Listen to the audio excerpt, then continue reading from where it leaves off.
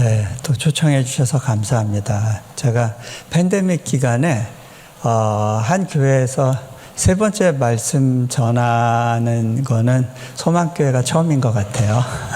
네, 그 전에 왔을 때만 해도 여러분들이 굉장히 긴장돼 계셨었어요. 네, 그때 막 걸리면 어떡하지 하는 그 불안감이 얼굴에 이렇게 익혀졌는데 오늘 보니까 그때보다 더 많은 분들이 좀 더 편안한 모습으로 제 예배 가운데 임하시는 거 보면서 참 감사하다 생각했습니다. 잠깐 제가 기도하겠습니다. 하나님, 오늘 이 시간 가운데 또 주님이 예비하신 것들이 흘러가게 하시고 우리 각자의 삶의 여정 가운데 또 우리를 건드리게 하시는 말씀들이 계속해서 우리의 내면들을 찔러가게 하여 주옵소서. 주님, 말씀을 전하는 자와 듣는 자가 다 주님의 복 가운데 있게 하여 주옵소서. 우리 주 예수 그리스도 이름으로 기도합니다. 아멘. 제가 강단에 많이 섰지만 간증으로 선 건 이게 굉장히 오랜만인 것 같아요. 그러고 나서 보니까 인도네시아로 와서 제가 간증으로만 메시지를 전한 적이 없었어요. 그러다 보니까 저도 이 기회에 또 하나님이 저희에게 주신 것들을 이렇게 생각해보고 기억하다가 이번에는 이 요셉의 삶 가운데 함께 하셨던 하나님의 은혜라고 하는 틀을 가지고 인도네시아에서 하나님께서 우리에게 보여주셨던 은혜와 또 그 기적의 순간들을 또 이렇게 나누면 좋겠다 이런 생각이 들었습니다. 요셉이 감옥에 갇혔는데 하나님의 형통이, 이 형통이라고 표현을 하는데 한국 표현엔 이 단어를 표현하기가 참 어려운 것 같아요. 은혜라고도 표현하고 은총이라고도 표현하는 이 영어 단어가 favor예요. 근데 이게 grace, 일반 은혜하고는 좀 달라요. 은혜는 대가 없이 주시는, 자격 없는데도 주시는 하나님의 은혜예요. 또 보편적으로 부어지는 은혜인데 하나님께서 하나님의 특별한 계획을 이루시기 위해서 누군가를 사용하실 때 그 사람을 형통케 하시는 경우가 있어요. 그거는 favor예요. 우리가 그거를 좀 구분해야 되는데 요셉에게 하나님의 favor가 임했을 때 이 favor는요 고난과 함께 와요. 하나님의 favor를 받았던 사람들은 굉장히 강한 오포지션이라고 할까요? 그 오포지션, 그 반대와 하나님의 보호하심과 돌보심을 동시에 경험하게 됩니다. 자, 이 페이버를 받았던 요셉은 결국 계속 인생이 꼬여요. 형들의 눈에 벗어나서 구덩이에 빠졌다가 거기서 풀려난 것 같았는데 이제 애굽의 감옥으로 애굽의 노예살이로 떨어지고 그 다음에는 거기서 또 잘 보여서 올라가나 싶었더니 감옥으로 떨어집니다. 아마 인도네시아에서의 여러분의 삶을 요셉하고 비슷한 삶이라고 이렇게 지금 정의하고 계신 분들도 있는 것 같아요. 근데 재밌는 건 그런 감옥에 있는 요셉한테 하나님의 형통이 임해요. 근데 놀라운 건요, 그 형통은 요셉을 감옥에서 벗어나게 해주는 형통이 아니에요.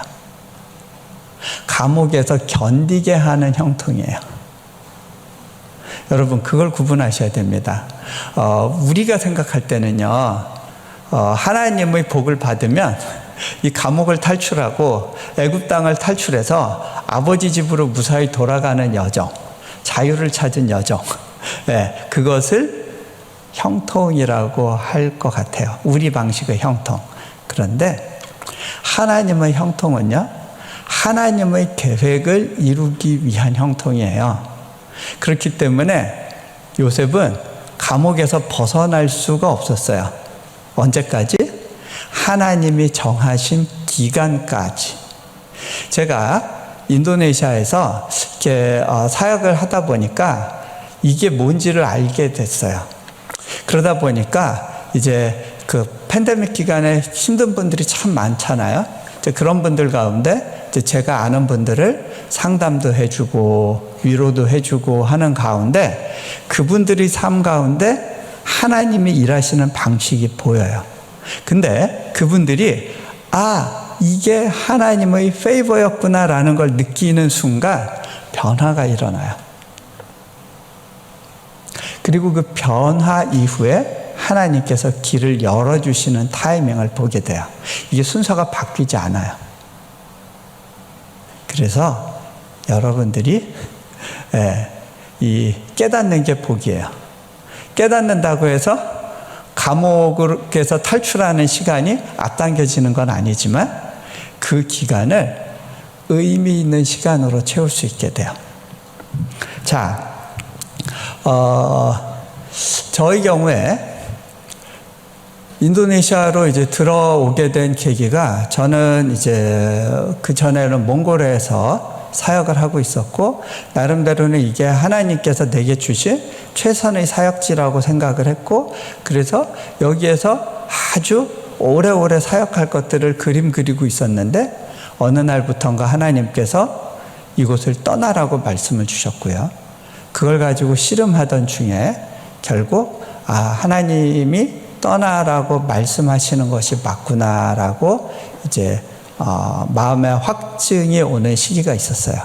그리고 나서 하나님께서 또 이제 길을 열어주시고, 그래서 제가 특별히 다른 갈 곳은 없고, 그래서 몽골에서의 사역을 마친 다음에 미국에서 안식년을 갖기로 했는데, 그 중간에 어떤 특별한 계기로 사랑의 교회에서 이제 우리 연합교회 분들을 만나게 되면서 연합교회 말씀 집회로 초청받아 오게 됐고, 그때 이제 이 인도네시아에서 사역하는 거에 대한 이제 제안을 받았어요. 이것을 놓고 이제 기도를 하게 됐는데, 한 4개월 정도 기도하던 중에 하나님께서 나를 인도네시아로 부르시는 게 맞구나라는 확증을 받았습니다. 여러분, 이 확증을 받고 움직이는 것이 인생에서 참 중요해요. 왜냐하면 이 확증이 없으면요, 어딜 간들 힘든 게 없겠어요? 힘들고 어려운 순간이 닥칠 때 자꾸 내 결정이 맞았던 걸까를 돌아보게 되죠. 그런데 확증을 따라 움직였던 사람들은 이것이 과거를 돌아보는 게 아니라 하나님께서 피할 길을 예비하셨을 텐데 그 길을 어떻게 찾아갈 것인가를 고민하게 됩니다. 자, 이제 하나님께서 인도네시아로 부르셨다는 사실을 확인하고, 그러고서 이제 1년 뒤에 2012년에 인도네시아로 들어오게 됐는데요. 그 1년 사이에 하나님께서 저희 집에 넷째를 주셨어요. 지금 이제 저희 넷째랑 같이 왔는데요. 근데 저희는 생각도 못한 가운데 하나님께서 아이를 주신 거에 대해서 기쁘기도 하지만 실은 굉장히 당황했어요. 왜냐하면 보통 하나님께서 가정에게 새로운 사명과 길을 여실 때 그 사인으로 가정의 새로운 구성원을 허락하시는 경우가 많아요. 왜냐하면 하나님께서 그 아이들을 주실 때 성경에 보면 특별한 이름과 사연을 가지고 그 아이를 허락을 하시잖아요. 근데 실은 저희가 이 어려운 과업을 맡으면서 아이가 가정에 새로 들어온다는 것은 또 굉장한 부담일 수밖에 없었어요. 그런데 하나님께서는 제가 뭔가 다른 일을 하고 준비하도록 하시기보다는 가정 안에서의 짐과 부담을 가지고 씨름하는 쪽을 택하게 하셨어요. 왜 그랬을까요? 저는 그때 막 밖으로 다니면서 네트워킹하고 또 앞으로 장기적으로 후원하실 분들 찾고 또 교회들 연결하고 이런 일들로 분주하게 시간을 보내야 될 것 같았는데 아내를 이제 그 노산이다 보니까 침대에서 못 움직이도록 만드시고 저는 집에서 아이들과 씨름하면서 이제 1년의 시간을 보내게 하시는 거죠. 왜 그러셨을까? 돌아보면 결국 사역을 위한 준비는 내가 얼마나 커넥션을 만들고 영향력을 미치는가가 아니라 관계 안에서 정리되고 다듬어질 수 있는가의 영역이었던 것 같아요. 밖에서 볼 때는 그럴듯한 사역자였는지 모르지만 실제로는 가정에서 제대로 관계 정립이 안 돼 있고 충분히 기다리며 사랑하는 법을 배우지 못했던 저의 기본적인 어떤 삶의 태도와 속성에 대해서 하나님께서 계속해서 건드리시고 그게 바로 너의 진짜 모습이야. 밖에서 보여지는 모습, 설교할 때 서 있는 모습, 그것이 너의 진짜 모습이 아니라 가정에서 아이들의 그 말 안 듣고 이렇게 막 떼쓰는 그 상황 가운데 또는 버겁게 이제 애들 뒤치다거리 하다 보면 힘이 딸릴 때가 있잖아요. 그때 아이들을 향해서 표현하고 있는 나의 반응, 그것이 저의 진짜 모습이라는 것에 대해서 가르쳐 주시는 시간이 있었다고 생각이 됩니다. 인도네시아에 와서 저는 나름대로 하나님께서 가라시는 길을 따라가면서 열심히 순종했다고 생각을 했어요. 그래서 내가 인도네시아에 가게 되면 하나님께서 내 어깨에 날개를 달아주시겠지. 그러면서 그냥 펄펄 날면서 막 말씀을 막 던지면서 사역을 하게 될 거야 라고 하는 막연한 기대가 있었어요. 하나님께서 그걸 위해서 나를 또 준비시키셨어 라는 생각을 했어요. 그런데 하나님의 방법은 그런 것이 아니라 제가 오도 가도 못하게 꽁꽁 묶여있는, 내가 원하는 대로 아무것도 할 수 없는 그런 상황 가운데 묶어두시는 시간들이 있었어요. 저는 그때 하나님이 나를 기억하시지 않나? 라는 생각을 한 적이 있었던 것 같아요. 그런데 그게 아니에요. 그것이 하나님의 형통의 증거였어요. 하나님이 주시는 페이버는 그러한 과정과 패키지로 같이 온다는 사실을 이해하는데 시간이 필요했던 것 같아요. 제가 인도네시아에 와서 앞으로 갈 길을 생각하니까 정말 까마득하다는 생각을 하게 됐어요. 자, 제가 기본적으로 준비되어져야 되는 어떤 사역의 기초라고 생각하는 것들이 있었는데 그 중에 어느 하나 쉽게 해결될 수 있는 것들이 없었어요. 첫 번째로는요, 허가 관련된 부분이었어요. 제가 인도네시아에 딱 들어왔을 때 교육부에서 모라토리움을 선언하고 당분간 3년 동안 대학 신규 허가는 받지 않는다 이렇게 선포를 했어요.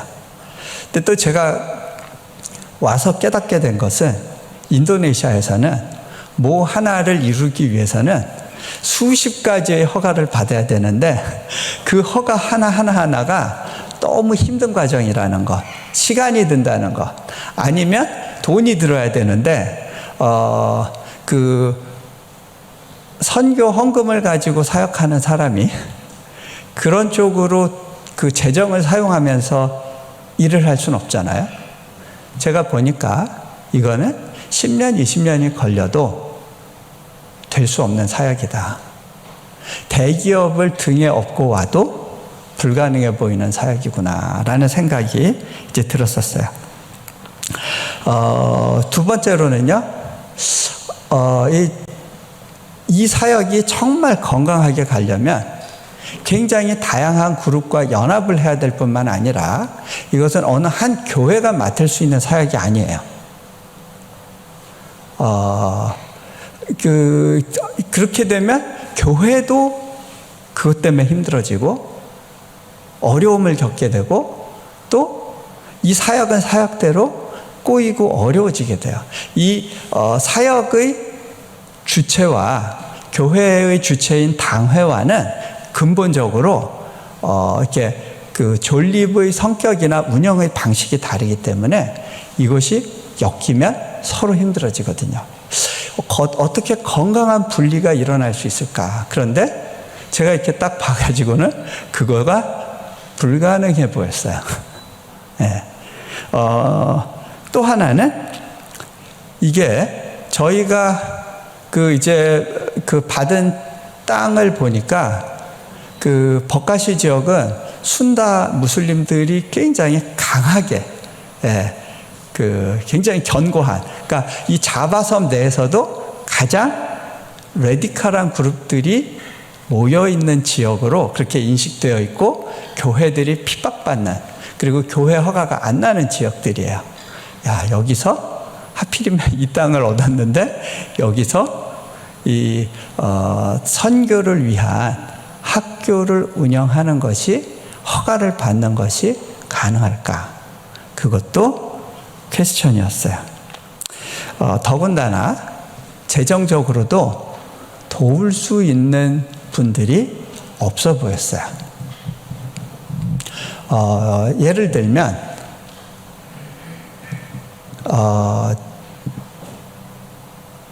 지금까지 우리 사역에 이렇게 부어진 이제 재정이 한 1,000만 불 정도인데, 제가 볼 때 이 사역이 정상적으로 돌아가기 위해서는 이것의 한 2배 이상의 재정이 앞으로 부어져야 될 거라는 생각이 들어요. 그런데 제가 처음에 이 사역을 시작할 때 저를 위해서 누구 하나 재정을 또는 이 사역을 위해서 기부해 줄 수 있는 사람이라고 생각되는 사람을 만난 적이 없었어요. 제가 실은 재정이 전에는 좀 이렇게 하나님께서 좀 재정적인 여유를 주신 시기가 있었어요. 그 책을 쓸 때마다 인세가 들어오게 되면서 그 인세로 인해서 제가 그 사역을 할 때 굉장히 풍성하게, 또 늘 뭐 이렇게 넉넉하진 않았지만 그래도 꼭 필요한 영역이라고 생각되는 곳에 이렇게 재정을 흘려보낼 수 있는 그런 여건이 되었었어요. 그런데 인도네시아에 들어오고 나서부터 인세가 쫙 마르기 시작했어요. 그리고 들어오는 후원도 이제 인도네시아로 들어오기 전에는 또 이렇게 저도 모르는 분들인데 그냥 책을 보고 감동을 받았다고 하면서 이렇게 후원을 해주시는 분들이 있었어요. 근데 그 재정도 쫙 말라요. 근데 인도네시아는 몽골에 비해서는 생활 물가가 훨씬 비싸요. 집값도 훨씬 비싸고. 그런데 우리 사역을 위해서 협력하는 팀들이 있었는데 재정적으로 여유가 되고 렌트비를 편안하게 낼 수 있는 사역자들은 한 명도 없어 보였어요. 또 아이들은 잔뜩 많고. 네. 자, 거기다 여기 비자비가 얼마나 비싸요, 이 나라는. 그죠? 네. 근데 그래서 어느 선교사님이 저희 집 아이들을 교회에서 보시고 이렇게 애들이 많으세요? 첫 마디가 뭐냐면 비자비로만 많이 지출하시겠네요. 그렇게 말씀하시더라고요. 그래서 제가 그때는 그게 무슨 말인지 이해가 안 되다가 시간이 지나면서 왜 이런 표현을 하셨는지 알겠다. 이 사역을 위해서는 우리 사역자들의 비자 문제를 해결해야 되는데 이 비자를 해결하기가 쉽지 않았어요.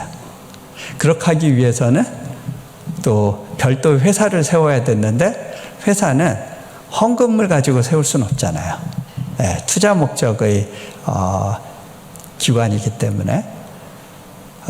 근데 그거에 대한 재정은 그거에 대한 재정대로 해결할 수가 없었고요. 거기다가 그 시기부터는 한국교회의 어떤 선교의 동력이 줄어들고 대규모 사역에 대해서 후원하고자 하는 교회들이 거의 없어져 가는 시기였어요. 그런가 하면 자카르타에서 그 현지 교회든 또 한인교회든 후원이 들어올 수 있는 곳이 있어서 함께 뭔가를 만들어 간다는 생각을 하면 좋겠다라는 기대를 했었는데 그것도 현실적으로는 이루어지기 어려운 기대라는 것을 시간이 지나면서 깨닫게 됐어요. 그런 가운데 또 인터넷에서는 막 저를 헐뜯는 막 내용들을 올리는 분들이 있었어요. 질투심에서 그랬던 것 같긴 한데 이제 그런 내용들에 대해서 제가 필요 이상으로 두려웠던 것 같아요. 왜 그랬냐면 혹시 이걸로 인해서 사역의 길이 막히거나 함께 하려고 하는 사람들한테 어려움이 오면 어떡하나라는 생각이 들면서 그로 인해서 오는 또 위축도 있었어요. 그러면서 이제 저는 그 우이에서 언어 과정 하면서 이 땅에서는 내가 기대하고 온 사역이 이루어지는 것이 불가능하겠구나라는 것을 배우는 시간을 가졌었어요. 그 시기에 선교사님들이나 현지 교회들을 방문해서 이제 앞으로 하게 될 사역에 대한 설명을 할 때 다들 냉담한 반응을 보였던 이유가 이래서였구나라는 것을 이제 배워가는 시기였던 것 같아요. 그런 중에 또 건강에 문제가 생겼어요.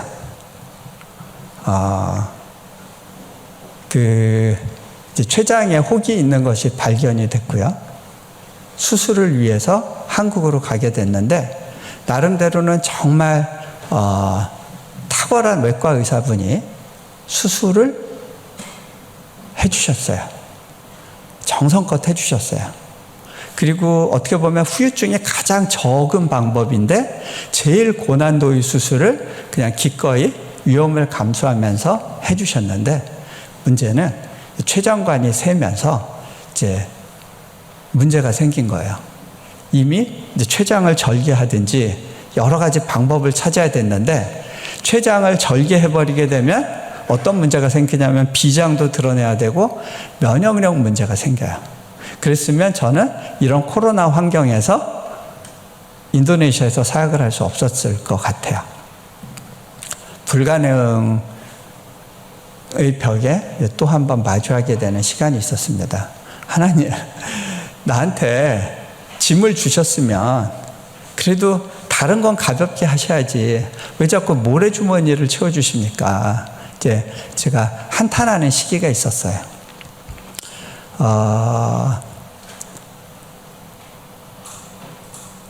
아무것도 안 되겠구나. 그리고 나는 여기서 불구의 상황이 돼서 결국은 인도네시아에서 머물러 있지도 못하는 상황이 되겠구나라고 하는 이제 그런 시간들을 지나가게 됐습니다. 그런데 그때 마음에 오는 이제 그 확증을 따라서 추가로 수술을 안 받고 췌장관이 스스로 아물기를 기다리는 쪽을 택했어요. 확률은 50% 미만. 그 가운데 병원에서 온갖 장비를 끼고 기다리는 와중에도 저한테 와서 기도를 받겠다고 하는 간절한 분들이 있었어요. 재밌는 건요. 제가 그분들을 위해서 기도하고 나서는 그분들은 정말 기도의 응답을 받았어요. 근데 제가 저를 위해서 하는 기도는 응답이 없는 것 같아요. 여러분, 잘 보세요. 요셉의 이야기로 돌아갈게요. 요셉의 삶이 어떻게 보면 더 이상 어떻게 꼬일 수 없을 정도로 꼬이는 것 같은 상황인데 그 이면에 하나님이 계셨어요. 자, 보세요. 요셉이 형들의 미움을 받아서 구덩이에 빠졌을 때, 그때 마침 그 옆을 지나가던 사람들이 이스마엘 상인들이었어요. 이 사람들은 레바논의 향품을 파는 귀족들을 상대하는, 지금으로 말하면 뭐 샤넬이라든가 좀 특별한 고급 소비재를 판매하는 그런 상인이라고 생각하시면 돼요. 이 사람들은 노예 상인이 아니었어요. 그렇기 때문에 이 요셉을 건져낸 다음에 노예 상인한테 노예 시장에 팔지 않았어요. 피라미드 건설 공사 현장으로 보낸 게 아니에요. 귀족의 집으로 데려갔어요. 거기서 보디발의 눈에 뜨인 거예요. 자, 이 보디발의 집은 하나님의 예비한 장소였어요. 요셉은요, 거기서 노예 생활을 하면서 언어를 배우고 이집트의 궁중 문화를 익히게 돼요.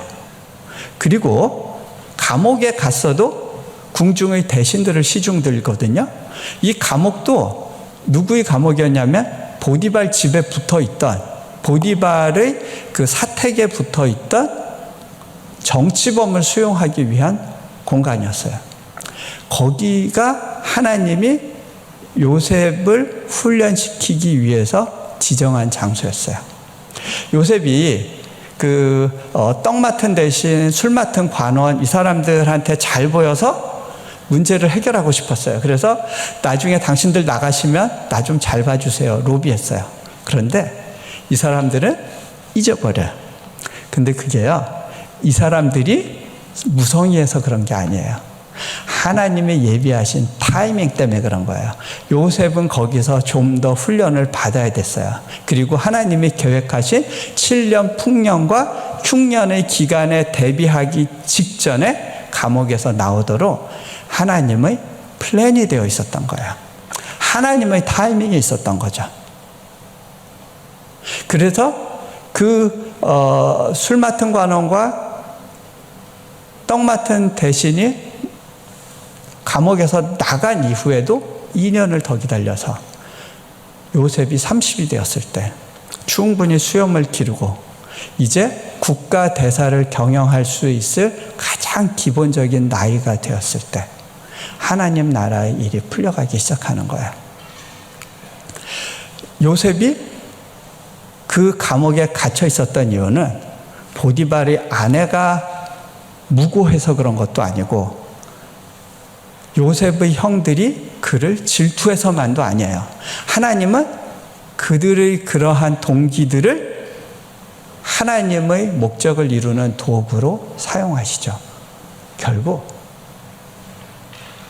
그 요셉을 잡아 노예로 판 그 형들과 그의 자손들을 구원하기 위한 도구로 요셉을 사용하시는 거예요.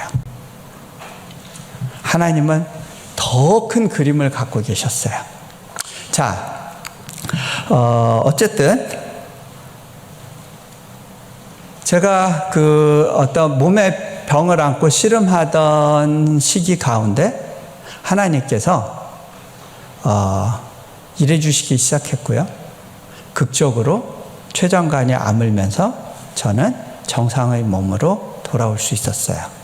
그리고 인도네시아로 다시 복귀해 보니까 하나님께서 사역자들 가운데 분리됐던 마음들을 하나로 모아주셨고 또 교회 안에서도 뭔가 좀 변화의 조짐들이 일어나기 시작했고 여러 가지 면에서 제가 좀 더 편안하게 사역할 수 있는 세팅을 하나님이 만드신 걸 보게 됐어요. 여러분, 이런 것은요, 내가 노력해서 열심히 설득하고 그렇게 해서 쟁취해가는 것이 아니에요. 그것은 하나님의 영역이에요. 하나님의 타이밍이에요. 그런데 여러분, 이 페이버를 받은 사람에게 있어서 하나님이 일하시는 가장 중요한 것 중에 하나가 관계 가운데 복을 흘러보내신다는 거예요. 내가 갇힌 환경을 벗어나게 하시는 것이 아니라 그 갇혀있는 환경 속에서 다른 사람들에게 영향력을 미치는 일들을 하나님이 주신다는 거예요. 그 시기에 제가 참 많은 분들을 위로할 수 있었던 것 같아요. 예, 일을 진행하는 중에 특별히 이 인도네시아가 지사장들의 무덤이라고 불리우잖아요. 예, 제가 어느 크리스찬 지사장님하고 대기업 지사장님하고 이렇게 식사를 하면서 이렇게 그 믿음의 교제를 하고 있었는데 그분이 너무너무 이곳에서 일하는 게 힘들다고 힘든 이야기를 이렇게 나누셨어요. 근데 제가 그거를 듣고 있다가 이분을 위로해 드리기 위해서 저기 지사장님 지금 어떤 부분들이 힘든지 저도 잘 알 것 같아요. 저도 지금 겪고 있는 부분인데 근데 거기에 더해서 힘든 거는 제가 몇 개 더 있습니다. 제가 가장 미니멈으로 잡아도 지사장님보다는 3배 힘든 일을 하고 있는 것 같아요. 그러면서 이런 이야기를 했어요. 지사장님은 적어도 재정을 끌어와야 될 필요는 없이 일하고 있지 않습니까? 일만 해결하면 되는 거 아닙니까? 자, 또 하나 일이 잘 되면 지사장님은 칭찬받고 승진할 수 있지 않습니까? 근데 저는 이 사역에서 성공하면 성공할수록 위험해집니다. 이 사역에 잘 되는 것의 보상은 핍박입니다.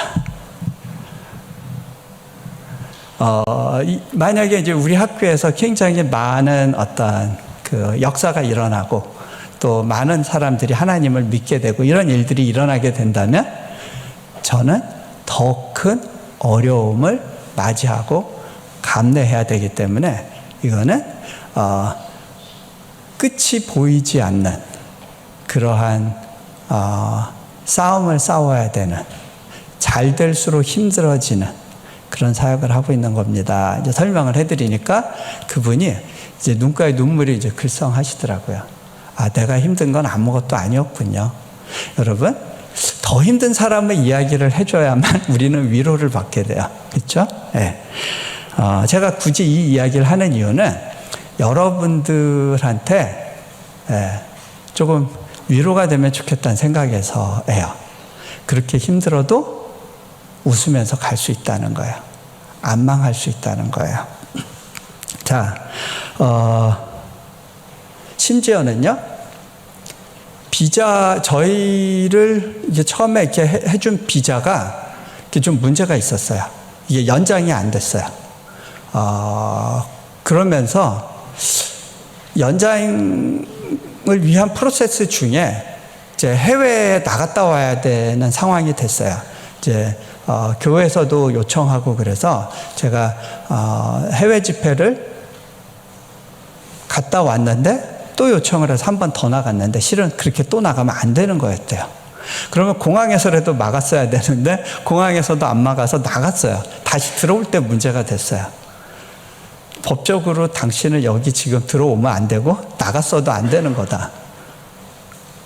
제 그 이민국 저기 사무실 안쪽에 그 쭈그리고 앉아가지고 좀 어떻게 좀 도와주세요 하는 거 외에는 할 수 있는 게 아무것도 없었어요. 저는 엘리트 코스를 밟았던 사람이다 보니까 적어도 이제 신분의 안전 이런 거에 대해서 굉장히 그 까탈스럽고 예민한 부분이 있는데 하나님은요, 제가 예민해하는 그 부분을 정확하게 건드리셔서 힘든 상황을 그 속으로 이제 딱 밀어 넣으시는 거예요. 여러분, 다윗의 고백 중에 왕이 되기 전에 이런 표현을 해요. 내가 기름 부음 받은 자나 오늘 내가 약하여서. 자, 여러분, 하나님의 페이버 속에서 일한다는 건요, 거칠 것이 없고 경쟁자들이 다 그냥 무릎 꿇고 탄탄대로를 가는 그런 일이 아니에요. 심지어는 하나님의 놀라운 기름 부음을 받았던 다윗이 고백을 해요. 오늘 내가 약하여서. 하나님이 예비하시고 인도하시는 삶의 여정에는요, 오늘 내가 약하다고 느껴지는 그런 순간 가운데 내가 할 수 있는 거 아무것도 없고 그저 상대방의 선처를 바라야만 되는. 그러면 우리는 일반적으로 이제 배알이 틀어지죠. 그런데 하나님은 그 단계를 거치지 않고서는 너를 겸손한 종으로 만들어갈 수 있는 방법이 없다 말씀하세요. 왜? 우리 삶에서 우리가 얻고자 하는 어떤 성취는요, 나의 자아 실현을 위한 것이면 우린 망가지게 되거든요.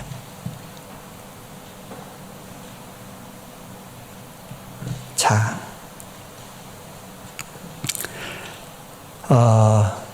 하나님께서 그 책임자의 마음을 움직이셔서 저는 그냥 도와주세요만 했을 뿐인데 그 문제를 해결해 주시더라고요.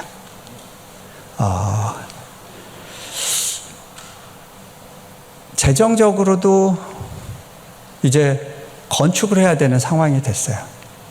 참 이 건축하는 과정 하나하나에 하나님께서 정말 특별하게 예비해 주시고 일해 주셨던 것을 경험을 했어요. 이제 건축을 해야 되는데 재정이 바짝바짝 마르고 있을 때였어요. 그때 평균 하루에 1,000만 원씩 필요하던 시기였어요. 도저히 이 과정을 건너가지 못할 것 같고, 근데 하나님, 제가 이러다가 빚에 눌려서 감옥 가는 거 아니에요? 하고 한탄하고 있었을 때 하나님이 제게 말씀하시더라고요. 너 이 길 가운데에서라도 웃으면서 가줄 수 없겠니? 아, 그렇구나. 하나님께서 이 부담과 어려움을 주시는 이유가 나를 슬프게 하기 위해서 그런 게 아니구나. 나를 힘들게 하시려는 게 아니구나. 내가 여전히 행복하기를 원하시는 거구나. 하나님, 그렇다면 제가요, 행복하게 한번 가볼게요. 웃으면서 살아볼게요. 결단을 하게 됐어요. 그러고 난 다음에 한국의 카드를 가지고 이제 카드빚 내서 그 비행기표를 끊어서 그때 그 코스타에서 요청한 아프리카와 유럽 집회를 가게 됐어요. 실은 가면 손해인 거예요. 거기서는 뭐 돈 나오는 것도 아니고 한 2, 3주를 비워야 되는데 그것도 제 돈 내고 가야 되는 사역인데 가는 게 맞나. 그런데 하나님께서는 내가 갚아줄 테니 가라, 그런 마음을 주셔서 가게 됐어요. 근데 제가 그 카드빚 갚는 걸 깜빡하고 있었어요. 나중에 이 비행기표는 메꿔놨는데 그 외 기타로 결제된 내역들이 있는데 제가 그걸 모르고 있었어요. 그러면 제 잔고가 마이너스가 되겠죠. 아니면 크레딧 카드에 이제 빚이 쌓이겠죠. 근데 제가 평생 하나님 안에서 사역하면서 제가 늘 고백했던 것이 있었어요. 하나님께서 한 번도 내 재정을 마이너스로 만드신 적이 없었습니다. 내가 하나님께 재정을 의탁하고 인생의 계획을 의탁하고 하나님께 온전히 맡기면서 살아가는 동안 한 번도 하나님이 나를 마이너스로 만든 적이 없었습니다 라고 고백했는데, 물론 어떤 분한테는 마이너스를 주시기도 해요. 그것도 은혜죠. 그런데 저의 경우에는 그게 하나님과의 약속이라고 생각했는데 마이너스가 될 상황이 된 거예요. 저 모르고 있었어요. 그러고 나중에 한참이 지나서 한국의 크레딧 카드 내역을 이렇게 열어보게 됐는데, 그때 보니까 결제액이 왜 이렇게 커? 그러면 은행 잔고가 마이너스가 되는 거야 하고 딱 봤는데 마이너스가 아니고 플러스예요. 어떻게 된 거지? 제가 올라가면서 확인했어요.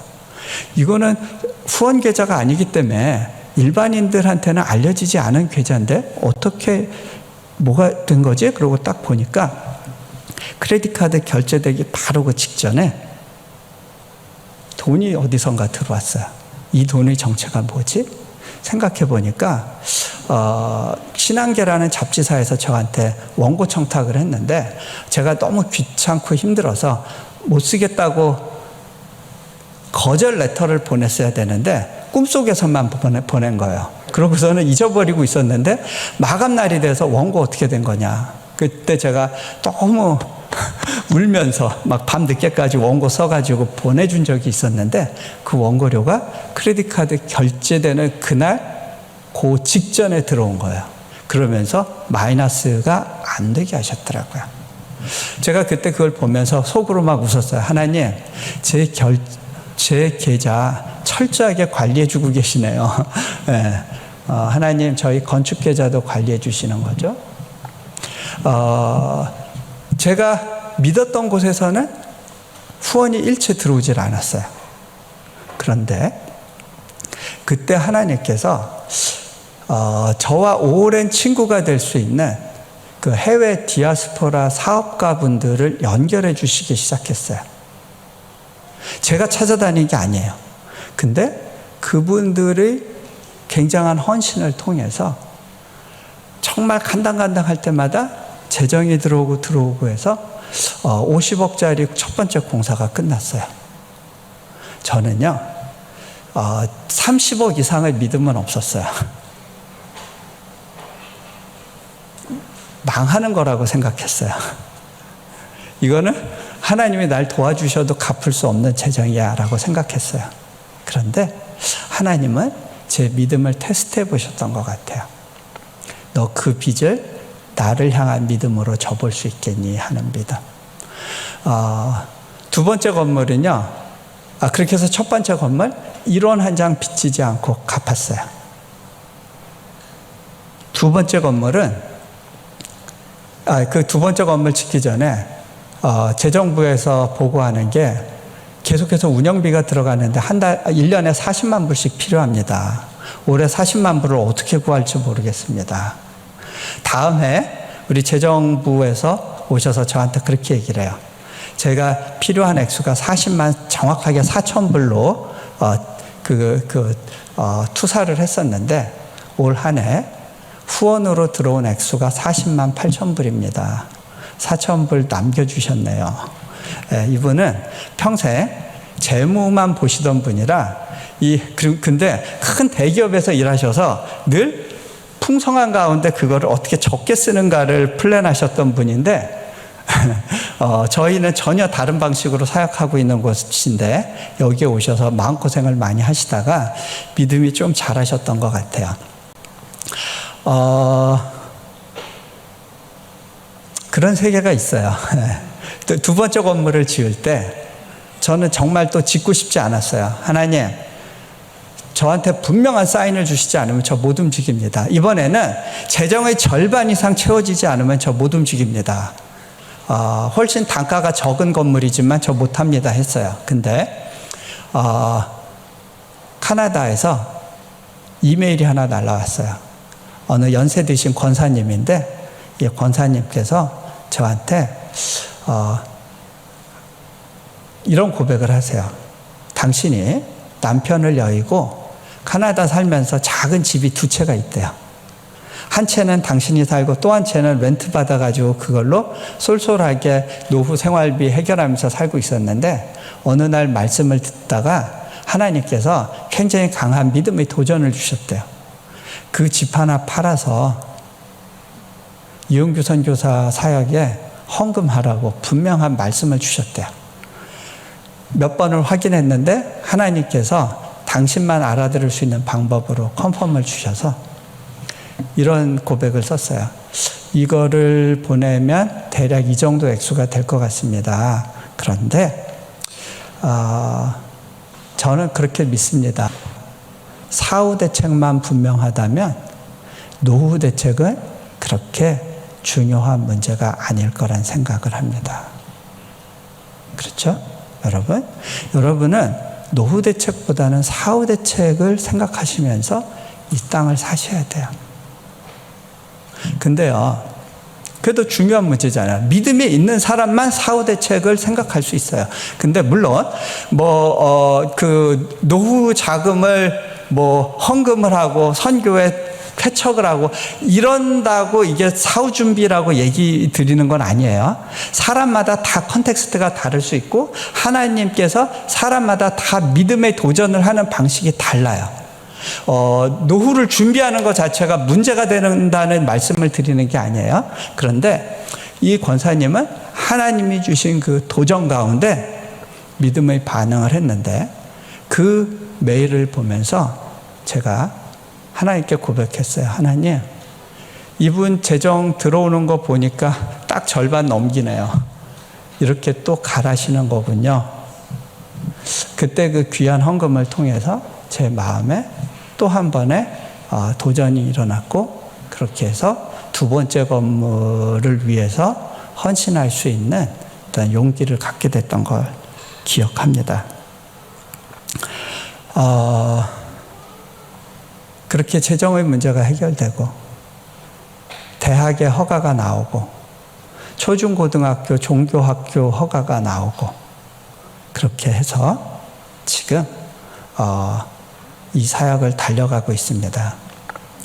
저희 초중고등학교가 기독교 교육을 할 수 있는 학교로 허가가 나와서 안전하게 우리 무슬림 자녀들을 받아서도 성경을 가르치고 믿음 안에서 양육하는 것이 가능해졌고요. 또 일본인 학생들이 들어오게 되면서 저희는 한국인 사역자 중심이지만 하나님께서 또 일본인 사역자도 보내주시고 해서 일본인 아이들이 믿음에 대해서 배우고 성경을 공부하고 그 덕분에 요즘은 온라인 수업이다 보니까 부모들도 아이의 성경 숙제를 돕기 위해서 같이 성경을 봐야 되는 이런 상황들을 열어주시고 또 우리 권용준 선교사님 말씀 전하러 오시는데 또 우리 그 아프간 난민 학생들을 우리가 또 받아서 양육을 할 수 있게 됐어요. 우리 아프간 학생 중에 한 명이요. 그 전에 이제 코로나 전에 막 어떤 그 우리 신입생 오리엔테이션 행사를 할 때 그런 고백을 하더라고요. 그 수영장에서 막 웃고 떠들 때 선생님, 저는요 평생 살아오면서 오늘같이 마음껏 웃어본 적이 없었어요. 오늘은 굉장히 특별한 날이네요. 제가 그런 생각을 하게 됐어요. 아, 그렇구나.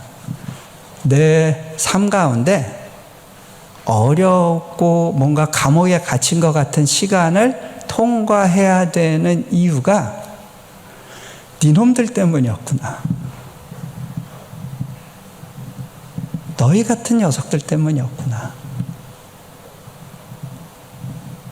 너희들을 잘 섬기라고, 겸손히 잘 섬기라고 이런 시간들을 허락하셨던 거였구나. 그게 깨달아지는 거예요. 저희가 이 초중고 종교학교 처음 세울 때 실은 돈이 없어서 시작했어요. 근데 지금 이렇게 돈 드는 일인 줄 알았으면 그때 시작할 생각을 안 했을 텐데 우리 그 선교사 자녀들 교육 문제를 해결하려고 6명이서 우리 집에서 학교 시작한 게 그게 시작이었어요. 그런데 하나님께서 국회를 움직이셔서 이슬람의 뿌산트린처럼 크리스찬 교육을 가능하게 하는 그런 학교를 세울 수 있도록 법안을 만들자. 그래서 기독교식 뿌산트린인 거죠. 그 법안이 통과가 되면서 지금 법가시 전체에 딱 2개의 학교가 그 허가를 받게 됐어요. 근데 저희가 그 중에 하나로 그 허가를 받아서 학생들을 양육을 하고 있어요.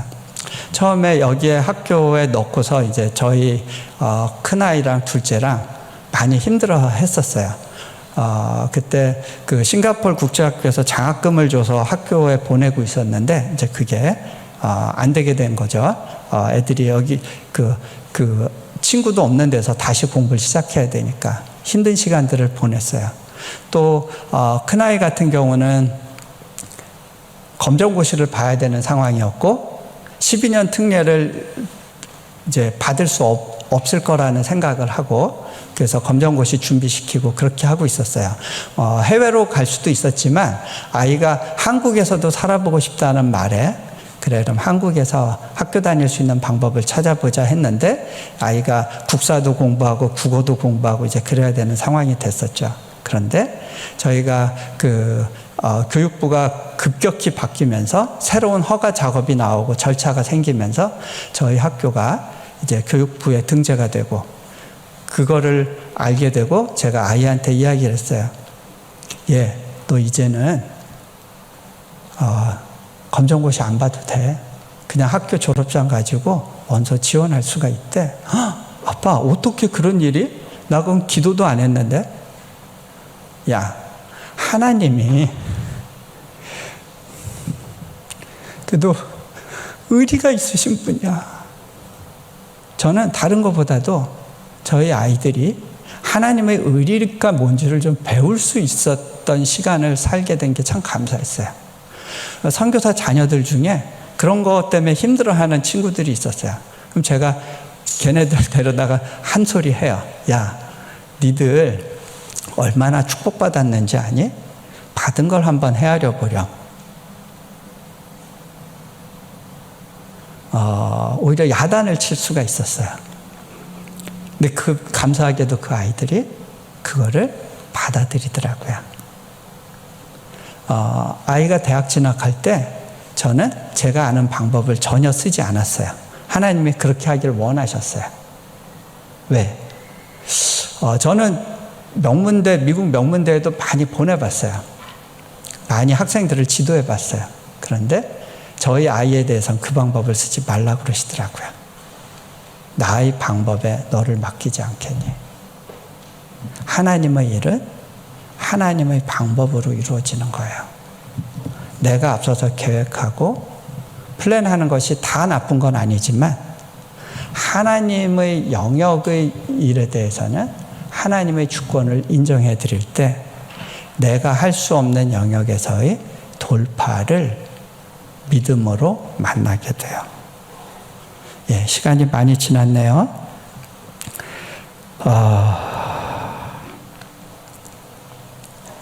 여러분, 요셉을 보세요. 요셉이 감옥에 있는 동안 어떤 생각을 했을까요? 그런데 놀라운 사실은요, 감옥에 있으면서 자신이 받았던 꿈의 의미를 알게 됐어요. 이 꿈의 의미가 이거였구나. 하나님은 굉장히 큰 계획을 갖고 계셨구나. 이스라엘 백성들이 가나안에서는 인구를 급격히 만들지 못해요. 유목 문화 속에서. 그러니까 이들을 이집트라는 환경 속에 데려와야 돼요. 그런데 유목민들과 농경민은 서로 잘 지낼 수가 없어요. 목축하는 사람들을 농경민들은 굉장히 미워해요. 곡식을 먹어버리는 짐승들을 가까이 두고 싶어 하지 않아요. 그래서 이들을 데려오려면 권력이 필요했어요. 고센이란 땅을 확보해서 그 넓은 땅에서 안전하게 백성들을 늘릴 수 있는, 그래서 거대한 민족을 이루어서 단번에 그곳에 가서 그 가나안으로 돌아가서 왕국의 기초를 세울 수 있도록 그렇게 하나님이 큰 계획을 갖고 계셨고, 그 일을 위해서 요셉 한 사람을 먼저 이집트에 보내서 감옥 가운데 갇혀 있지만 그곳에서 하나님의 뜻을 깨달아 알아가는 시간들을 허락하신 거예요. 저는 이제 한 풀 패키지를 지나고 나니까 사업하면서 힘드신 분들을 보면서 어떻게 위로하고 도움 줘야 될지가 보여요. 이번에 코로나 기간, 안 그래도 힘들었던 사업체였는데 코로나 기간 너무 어려웠어요. 근데 제가 기도하면 하나님이 그런 마음을 주세요. 버티게 될 거다. 근데 이걸 버티고 나면 놀라운 성장이 있을 거다. 정말 힘들어지니까 처음에는 믿음이 있는 것 같았는데 죽고 싶은 생각들을 하기 시작하고 망가지는 거예요. 근데 그러다가 하나님을 믿기로 결정하고 다른 걸 의지할 수 있는 게 없으니까 하나님을 의지하면서 그렇게 오랫동안 끊지 못했던 담배를 끊고 술 친구들을 끊고 교회 다니지만 해결하지 못했던 것들을 해결하고 매일 말씀을 읽고 묵상을 하고 조금만 재정적으로 압박이 와도 두려워 떨던 사람이 담대한 마음으로 하나님을 의지하고 가정이 회복되어지는 그런 상황들을 경험하면서 믿음이 온전히 자리 잡았을 때 하나님께서 화학 길을 여시는 것들을 또 보게 돼요. 이게 저는 그런 패턴들을 참 많이 봤어요. 제가 이렇게 섬겨드리는 이렇게 사업하시는 분들, 그러니까 다른 거 섬기는 게 아니라 정말 힘들어서 이제 전화할 때 잘 들어드리고 이제 대답해드리고 하는 그런 거죠. 하나님의 뜻에 대해서 생각할 수 있게 도와주고 하는 거. 그것도 가능할 수 있었던 이유가 제가 이곳에서 감옥에 gathin 것 같았던 그 상황을 지날 수 있었기 때문이라는 생각을 하게 됩니다. 오늘 말씀이 너무 길었죠? 자, 우리 이제 마무리하도록 하겠습니다. 여러분 각자의 삶 가운데 하나님의 노크하심이 있습니다. 여러분이 그리고 있는 그림 때문에 또 겪어나가야 될 갇혀있는 것 같은 정말 사방이 막혀서 어떻게 도망칠 수가 없구나라고 생각되는 그런 시간들. 근데 그 시간들을 허락하시는 하나님의 특별한 배려와 사랑. 그 상황 가운데서라도 웃으면서 가줄 수 있겠니? 말씀하시는 그 하나님의 음성 가운데 반응해 보시지 않겠습니까? 같이 눈을 감으시고요.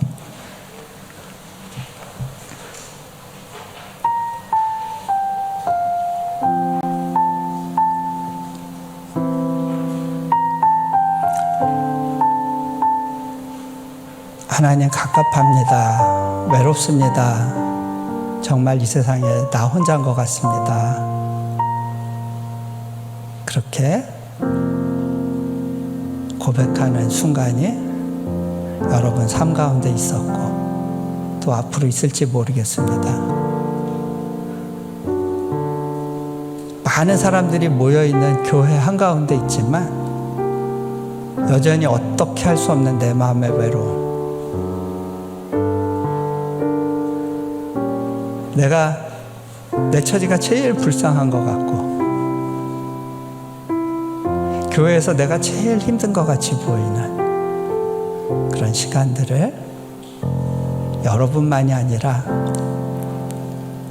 하나님이 특별히 은총을 주시고자 하는 모든 사람들에게 패키지로 주시게 됩니다.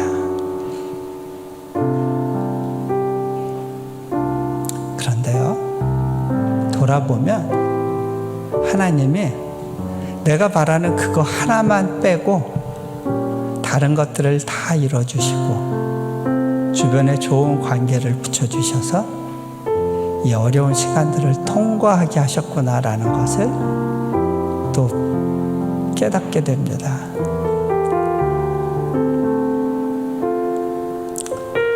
시간, 하나님의 페이버, 그 페이버 때문에 오는 여러 가지 어려움과 고난과 도전, 그것들에 대해서 주님, 내가 담담히 수용할 수 있도록 주님 도와주십시오.